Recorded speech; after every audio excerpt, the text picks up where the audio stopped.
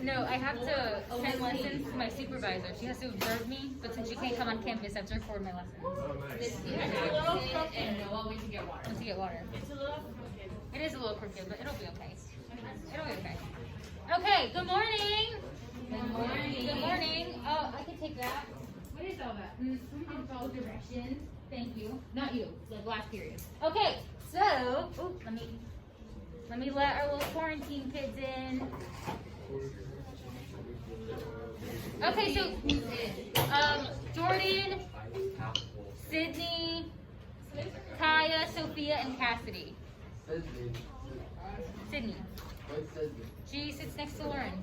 Oh yeah. Yeah, she came in a little later. Okay, so, I know. let's start. Good morning. Good morning. Okay, there we go. So, earlier this week we talked about cell energy.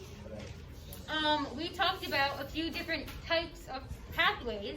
The first pathway that we talked about was an anabolic pathway. What does anabolic mean? Raise your hand. Chase? It builds up. It builds up. Chase, do you remember what our example of our anabolic pathway was?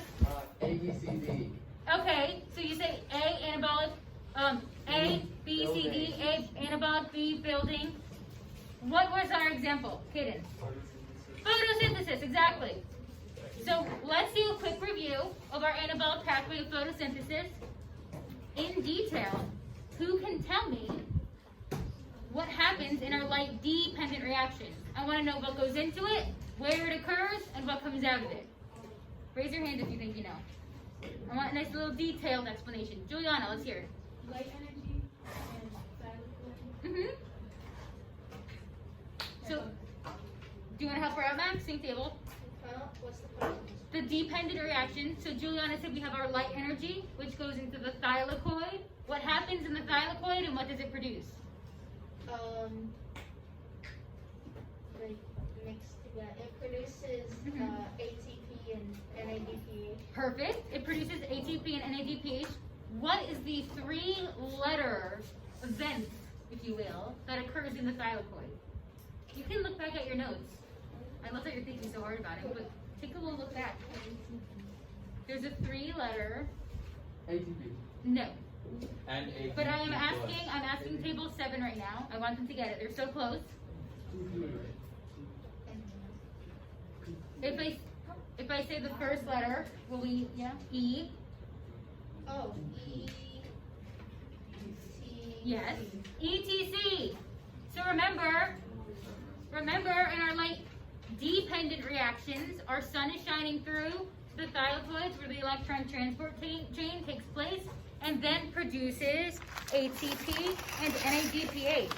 Another person or another table, what happens in the light independent reaction? Still with all those details. Matthew.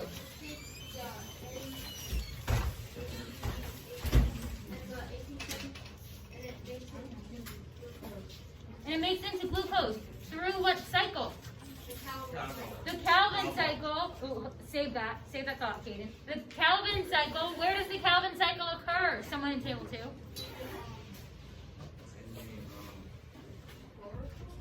In the chloroplast, what part though? If I said that's our light dependent, the thylakoids are the grana. What is all that space called? Stroma. Remember, stroma, rock, river, fluid in the chloroplast. So remember, that's where our Calvin cycle, or like independent reaction occurs. And that's where glucose is produced. Now, Kaden, what was the second type of reaction we talked about? We talked about anabolic pathways, and what's the second type?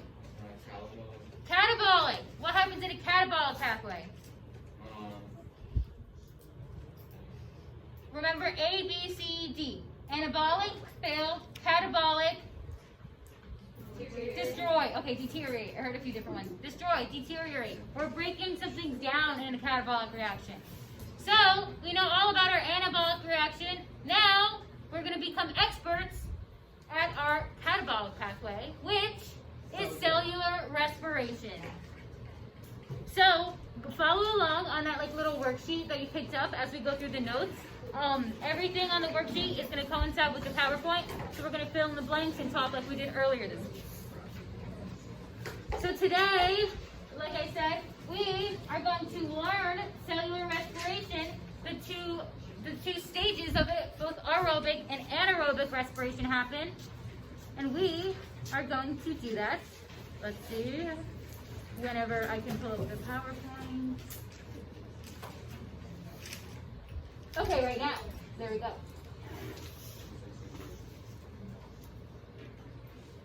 So cellular respiration, the function, the purpose of it is to take glucose and use the energy stored in that glucose to make ATP, which can be used by the cells to carry out all their processes. Yes? Right now. Since third period. Okay, so you're going to come in and you're going to get all caught up and you're going to have the best class ever, right? Okay, yeah, you can use the bathroom. So, cellular respiration, we're going to take our glucose, make ATP, and the cells are going to use our ATP. Where do we get our glucose from?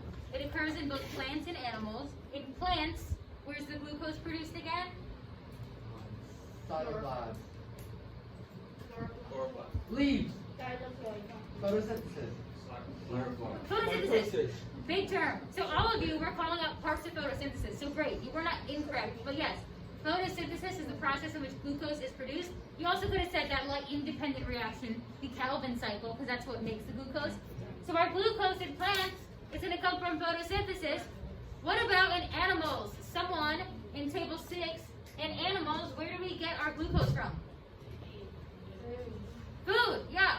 We said it, Lauren. Yeah. Oh, Emily said it. Oh, no. Okay, food. So we get our glucose from food. So this cellular respiration is a process by which the food is going to basically give us energy, give ourselves energy. So once again, hold off on filling out those boxes because we'll fill those out together so that we're all on the same page. Cellular respiration occurs in the mitochondria of the plant and animal cells, and it can be shown by this equation. C6H12O6 and oxygen gives us CO2, H2O, and energy. Why does this look familiar?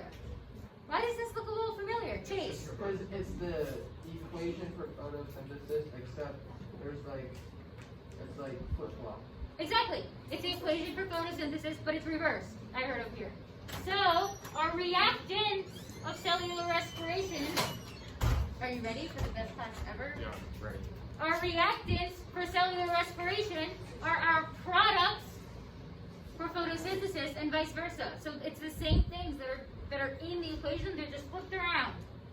Which makes sense, right? Because one's anabolic and one's catabolic. So just like they're flipped around, one's building and one's destroying or breaking something down. Now we're talking about breaking our sugar down to give us other things.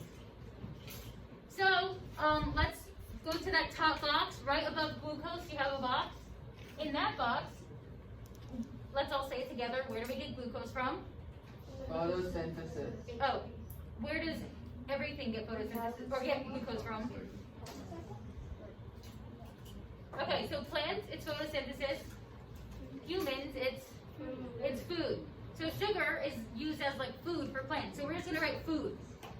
So right above glucose in that box, we're gonna write food. So remember that our plants are autotrophs, they make their own food. We talked about that earlier this week, that's how they make their own sugar. And now us, cellular respiration, we get it by eating food. We're heterotrophs, we need to eat things to produce our energy, to produce our food. Oxygen, how do we get oxygen? Breathing by inhaling. So let's put that above oxygen, inhaling.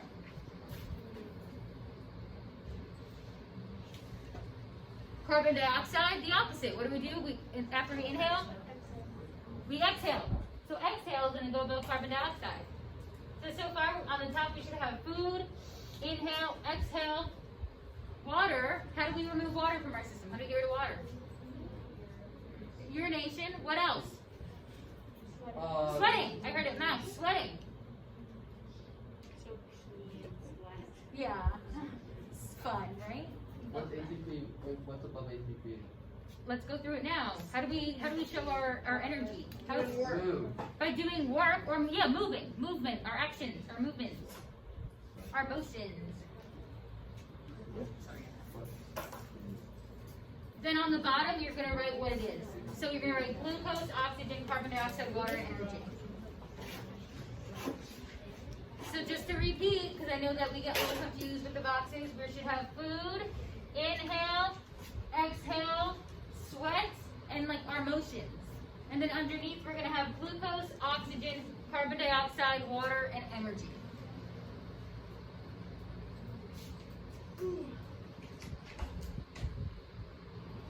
So, cellular respiration occurs in two main parts, glycolysis and aerobic respiration.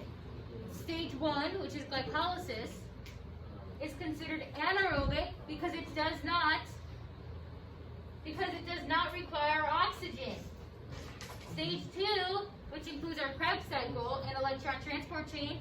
Look, we're seeing another electron transport chain, right? Is considered aerobic because it does require oxygen. So basically, we need to know that anaerobic processes do not require oxygen. They do not need oxygen to take place. But on the other hand, our aerobic processes need oxygen. The reaction will not occur in the absence of oxygen. So, a way to remember that, I always think like the A in front. I know that aerobic starts with an A, but in front we have the an, right? A usually means like you're lacking something. Like if you're asymptomatic, you don't have symptoms. So in our anaerobic, we do not require oxygen. We don't need oxygen, we're lacking oxygen. So remember, anaerobic, no oxygen. Aerobic, we need oxygen.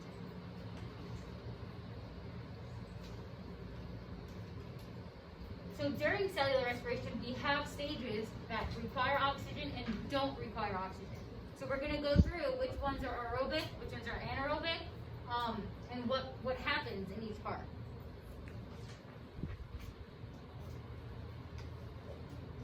Do we need a few more seconds? Yeah.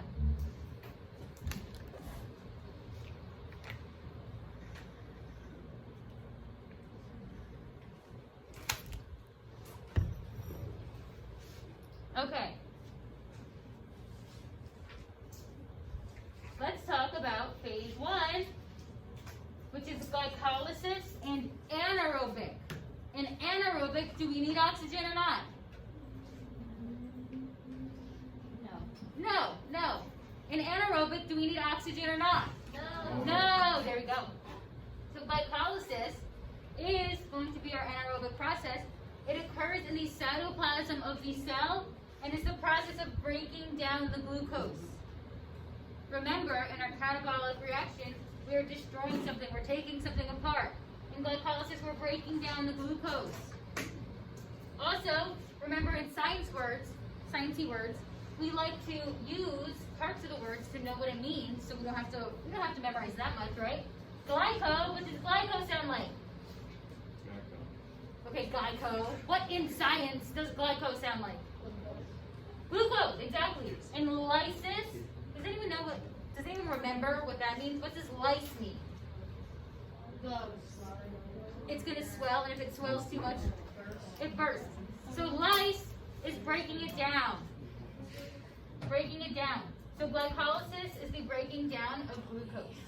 At the end of glycolysis, we have formed 2 ATP and 2 pyruvate molecules. Now, I mentioned earlier in the week that we need to know, we're going to need to identify some diagrams. One easy way to remember what glycolysis is, to be able to recognize it, is that it's the only diagram, this unit, that really has this like horizontal trend. Everything else is going to kind of be like some sort of circle, you know what I mean? But glycolysis is just horizontal. And you can see really easily at the end, we have our 2 pyruvates. So if you remember that it produces 2 ATP and 2 pyruvates, you can just see that we have 2 pyruvates at the end, it must be glycolysis. Next, we have our aerobic respiration. Does aerobic respiration need oxygen or not? Yes or no? Yes. Our aerobic, we need oxygen. What, Kaden? Where? It just is aerobic? Yeah. It's aerobic, yeah. But remember that it requires oxygen. Krebs cycle has another name, of course, because we can't make things easy in science. Everything has to have two names. Our Krebs cycle is also referred to as the citric acid cycle. So those two terms, those two names are used interchangeably. So if we're asking about the Krebs cycle, we're talking about phase 2, aerobic respiration. Same thing if we talk about the citric acid cycle, phase 2, aerobic respiration. Those are used interchangeably. In the Krebs cycle, or the citric acid cycle, the pyruvate molecules are broken down because they hold most of the energy. So, those two pyruvate molecules produced from glycolysis have all the energy. They store all the energy, so they need to be broken down. So that's what happens during the Krebs cycle, and we'll see a picture of it on our next slide. At the end of the Krebs cycle, we're left with carbon dioxide molecules, 2 ATP, NADH, and FADH2. But only 2 of these products move on. So we want our ATP, right? We're trying to produce ATP. So we're not going to use them, so that's going to stay. But our NADH and our FADH2 are going to move on to the next step, which is the electron transport chain. So far we have glycolysis producing 2 pyruvate molecules. Then those 2 pyruvate molecules are going into our Krebs cycle where they're broken down. After the Krebs cycle, we're going to go to our electron transport chain, which we're going to see next slide, with NADH and FADH2. So it's one step after the other. So here it is. First, here's our Krebs cycle that we just talked about, where the NADH and FADH2 are being produced along with the ATP. But like I said, we want to keep our ATP, so that's going to stay as it is. But our NADH and FADH2 from the Krebs cycle is going to move on to the electron transport chain. And when that happens in the electron transport chain, they're going to be used to convert ADP to ATP. Can someone remind me how that happens? How does ADP change to ATP, Max? You add a P. You add a P, so they're adding a phosphorus. So Max, little follow-up. When you're adding a phosphorus, are you storing energy or releasing energy? Store. You're storing it. Yeah, great job. A little recall from earlier this week. You're storing energy when you're adding that phosphorus. When you're breaking that bond, when you're removing the phosphorus, oh gosh, it was pitiful. When you're removing that phosphorus, then you're releasing energy. Now, the electron transport chain, the ETC, is responsible for producing most of the energy. Most of the energy. So the electron transport chain is going to basically carry the whole team, okay? The electron transport chain is responsible for most of the ATP. So, in eukaryotic organisms, the ETC produces 32 ATP that can be used for the essential processes. So someone tell me, what is this in here? If we only produce 32 from the electron transport chain, where are those other 2s coming from? Where else are we making ATP?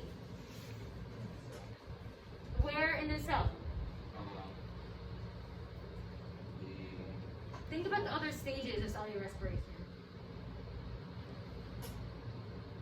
So remember, at one stage I said 4 things are going to move on to the electron transport chain, but we want to keep some of them because we want to keep our energy, right? So what was the first stage of cellular respiration? You can look back at your paper. It's all new.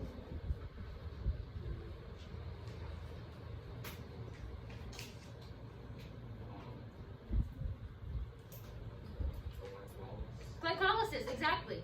So glycolysis produced 2 ATP, and someone else. What else produced 2 ATP? What comes after glycolysis?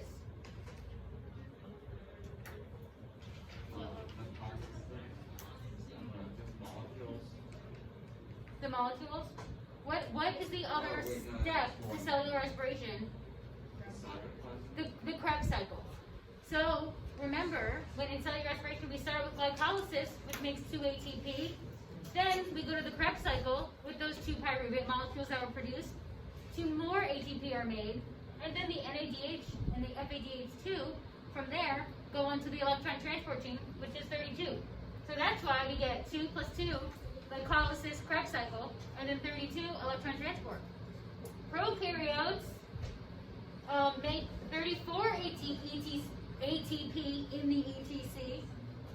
that organisms can use. So they have a total of 38 because again we have glycolysis 2 ATP, Krebs cycle 2 ATP, and then electron transport chain 34 ATP.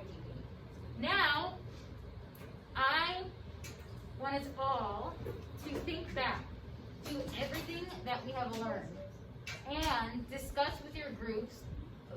I'll be there, Lauren.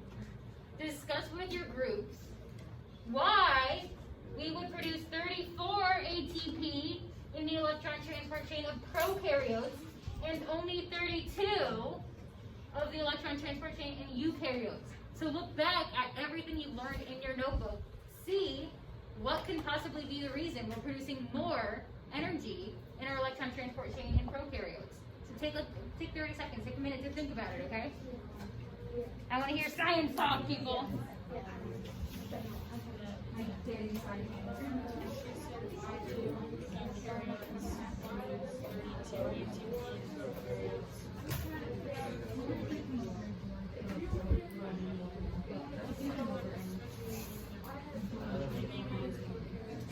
Table 5, I don't hear discussing.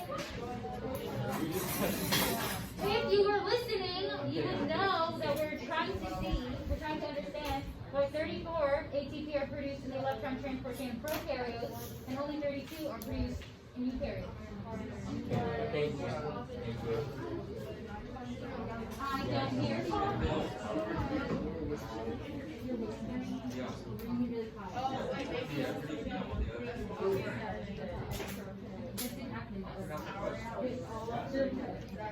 The question is why we're producing 34 ATP in the electron transport chain of prokaryotes, 32 in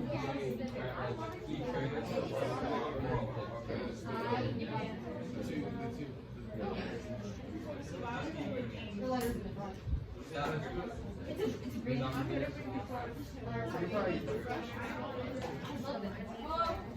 I am going to ask you to share that. Hold on. Hold on. I love it. Great talk. What are you thinking over here? Give it 7. Okay. So basically, we're comparing something between eukaryotes and prokaryotes to think of the differences between eukaryotes and prokaryotes and see if you can come up with a conclusion. What are we thinking over here? Okay. Did we think of something table 5? Got it.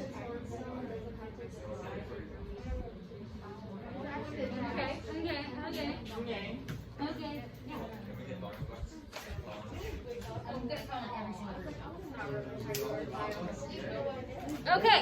I like the shade. Okay, so I have now talked to all of you, so I know that you all have something very valuable to add to this conversation. So table 1, tell me what we talked about. What did you say? Why do you think that we might have more energy in our prokaryotes? We think the prokaryotes could have more energy because they don't have a nucleus, so they might need more energy to power it. Okay, so there's no nucleus in our prokaryotes. Okay, I like it. Hayden, yes? Because the eukaryotes have more organelles to get energy to. Okay, so now we have more organelles. So we have more organelles that need energy, right? So we're shedding some of that energy when we're communicating with our organelles. We're on a really good track. We're talking about differences that there's no nucleus in prokaryotes, and there's organelles. We have membrane-bound organelles in our eukaryotes, which could possibly take away the energy. What about you guys, table 7? Do we agree, disagree, anything to add? What did table 2 say?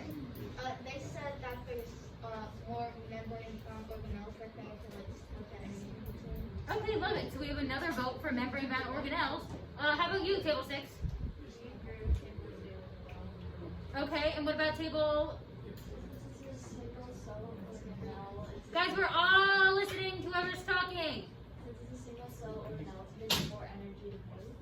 So, okay, so she's saying since prokaryotes are only one cell, they're gonna what? They're gonna need more energy to get around. Okay, they're gonna need more energy to get around, which is why they have to produce more energy, because they need more energy to get around.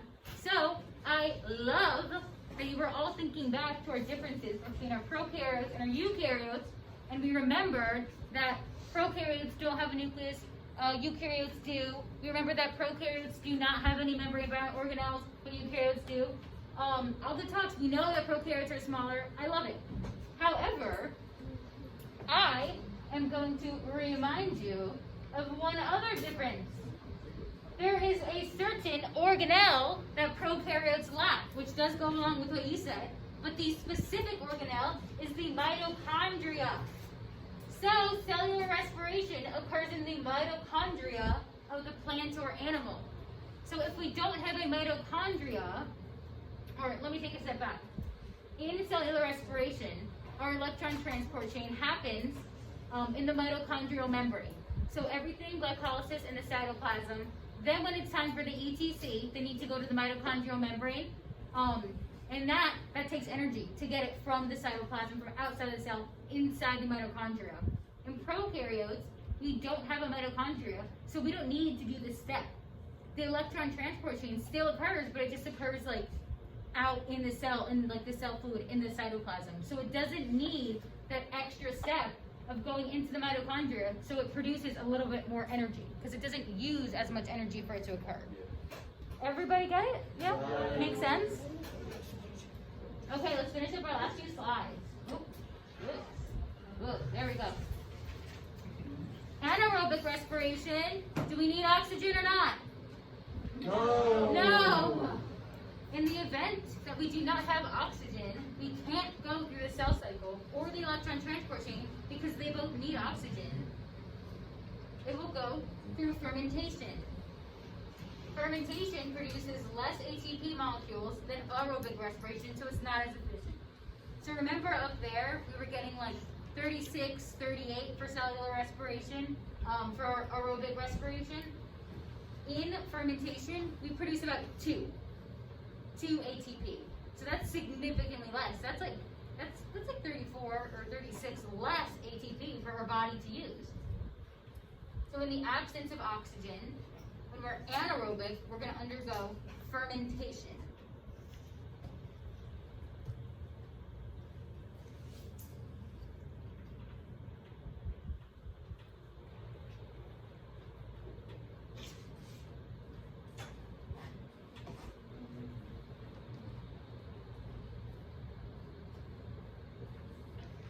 So we have 2 types of fermentation. The first is lactic acid fermentation, which produces lactic acid. This happens a lot during, like, did you say cramps? Yes. Exactly. Yes. So if you work out, if you play sports, things like that, a lot of the time after your workout or after your practice, you need a cool down period, right?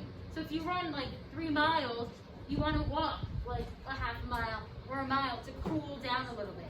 That's because your body can undergo something called lactic acid buildup, and when that happens, you get things like cramps, or like if you work out and you sit down for a little bit and you get up and you feel that like sore and things like that, or you get a little cramp somewhere, that's because of lactic acid buildup. So lactic acid is the only fermentation that happens in our bodies. Lactic acid is in the human body. Our alcohol fermentation is with foods. Our alcohol fermentation does not occur in our bodies and produces ethyl alcohol. So, different organisms undergo the alcohol fermentation. Beer, wine, cheese, yogurt are all examples of fermented things. So, let's think about it. When you make wine, how do you make wine? Grapes, what do you do to the grapes? Stomp. You stomp on them. And what happens when the grapes turn into juice? Where do you store them usually? Yeah, in a wine cellar, in like a big barrel or something like that. Right? So the juice that you made is going to go into some sort of barrel, and it's going to go in there. When the grape juice, or the juice from your grapes, when that's in the barrel, what is it not getting? Oxygen. It's not getting oxygen, which is allowing it to ferment. Have you guys ever heard like wine is better with age or something like that? That's because it's getting more time to ferment. Every single second that your wine is in that barrel or in that bottle, it's still continuing to ferment because it doesn't have that oxygen. Then when you open it, automatically oxygen is mixed with it and the fermentation stops. What about cheese? Do we like cheese? Yeah. Okay, yes, thank you. We love cheese. Last class was like, I don't like cheese. And I was like, what's wrong with you? Okay, so we love cheese, right? a cheeseburger. We love a good cheeseburger. So cheese is actually, in some sense, kind of like, it's like mold. So what happens in things like blue cheese is that you have like some cheese that you cover, some milk, some anything that you cover, deprive it from oxygen, and it just reproduces automatically, and it's fermenting and making more cheese. So fermentation, we're going to associate lactic acid with the human body, with working out, with running. We're going to associate alcohol fermentation with beer, wine, cheese, yogurt. But keep in mind that this fermentation, like, it produces things that we need. It produces good things, like yogurt. Yogurt is like a probiotic for your stomach. When you eat it, it's really good for your stomach. So just because it's like fermenting and sitting there without oxygen, and like kind of sounds nasty, but like it's really good, right? Let's be lucky. So, do we have any questions so far? So we have glycolysis, which produces 2 pyruvate molecules. Then that goes into the Krebs cycle, where it breaks it down. And then the NADH and the FADH2 from that is going to go into the electron transport chain, where it's going to produce 32 ATP. So those are just the steps of cellular respiration. Now, we are going to do a little activity where we're going to sort like these little sets of cards. And when you sort these, you're going to have your answers for that little T chart on the bottom of your paper. So after you have sorted these, call me over. I'm going to check them to make sure you're right before you copy them into your notes. And when you're done copying them into your notes, rubber band these back up, give them to me. Please stop. And then it'll all be good. Yeah? Yeah? We like it. We love it, right? Yeah. We're so excited to do this. Yeah, thank you. Thank you. Okay. Please also take your weeklies and your foldables out. We're going to come around and check them now. To get out of my creepy back. Yeah, no. There you go.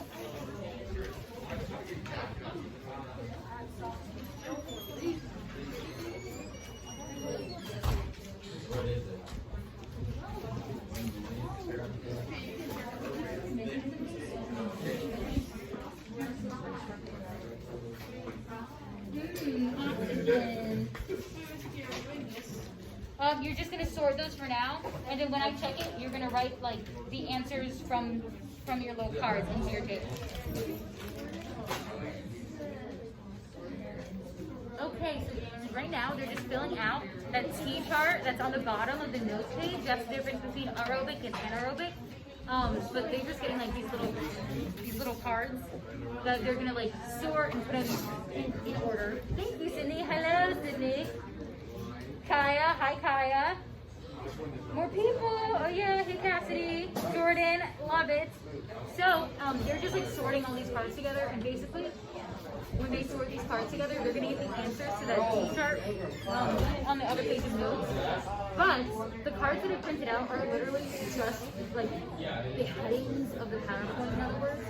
So since like I can't deliver you all individual cards, just go through that PowerPoint and fill in that aerobic or anaerobic. Remember that you need to submit your photosynthesis foldable in the weekly 8 online today. At the end of the quarter, so we have to have all our grades by the end of today. So please try to submit those as soon as possible. Do you have any questions? Do you have any questions about anything we talked about today?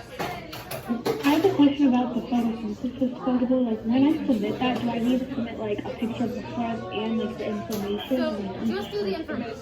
Like, it doesn't have to be like a picture of all of them, but try to like hold all the tabs up as best you can. I understand it's difficult, but just like anyway, just give us one picture to show them. Okay, because I submitted it yesterday, but it was only like the front of the folder. Like, it was only like. Did you get points for that? We may have graded it on. I don't know. I don't know. Okay, but no, that's fine. Yeah, just something that shows you did it. And then remember, keep that other half because we're doing that on Monday. Okay. Any other questions about quarantines? Quarantines? I don't know. We'll work on it. Yeah, so it's Okay, if you don't have any questions, make sure everything's submitted, finish the rest of that note sheet, and then have a good weekend. I'll see you on Monday. Bye. Bye-bye. Thank you. You're welcome. Okay, are we done? Perfect. Love it. Right? Let's just do everything.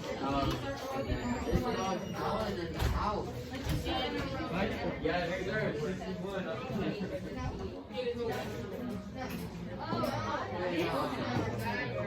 Which one's next? Is that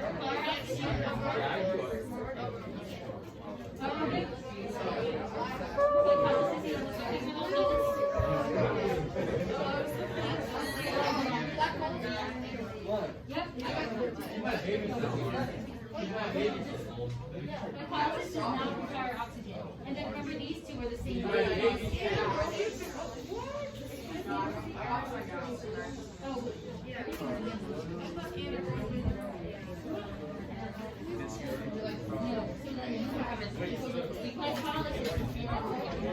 And all of this stuff, we don't have.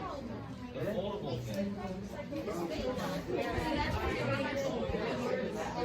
then when you're done, just rubber band everything back up. And hand it to me.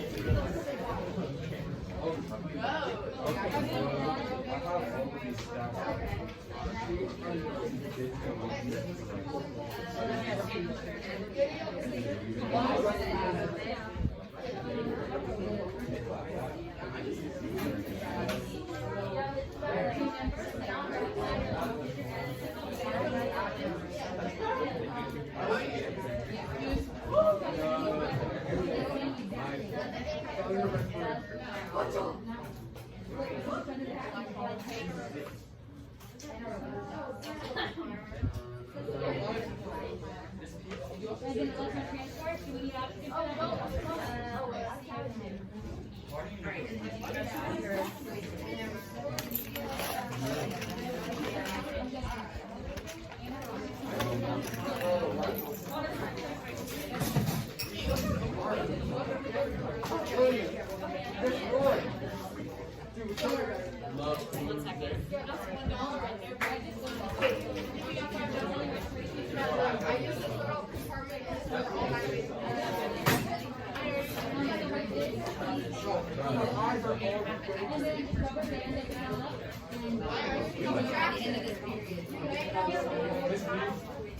You're done.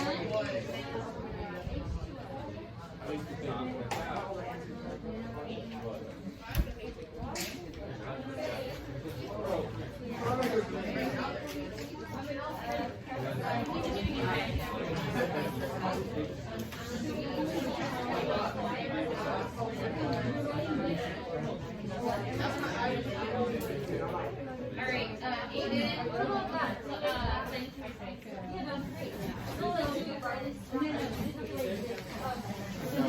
all in the rubber band. This is just some of the sorry, take it. And then rubber band all up and just get it back to me. And then very good.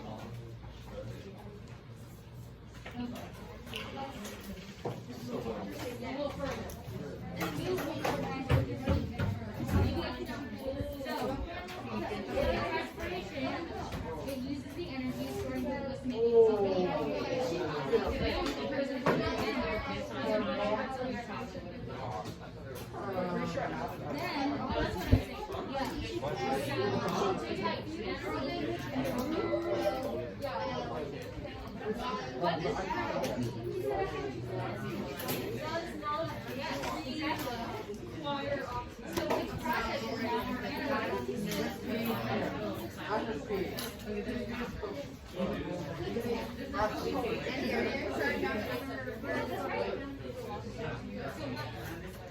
I still don't get a lot of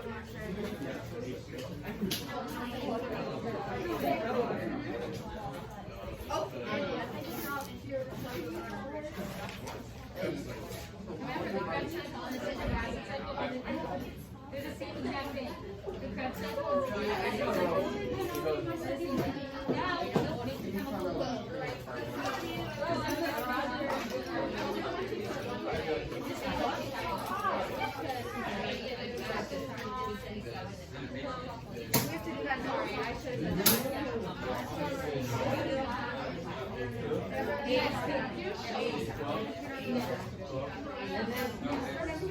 Thank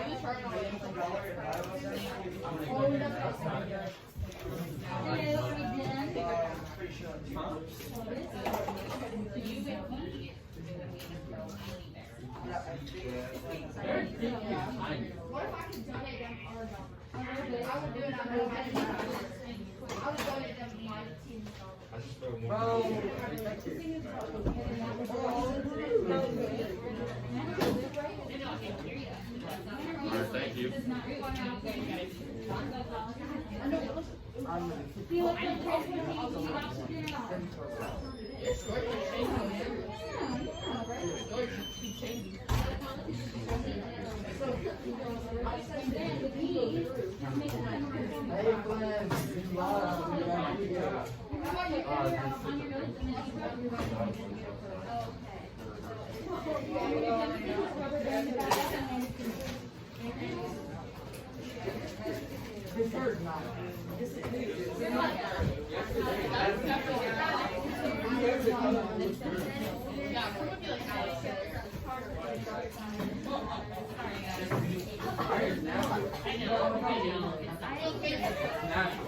I grew it out.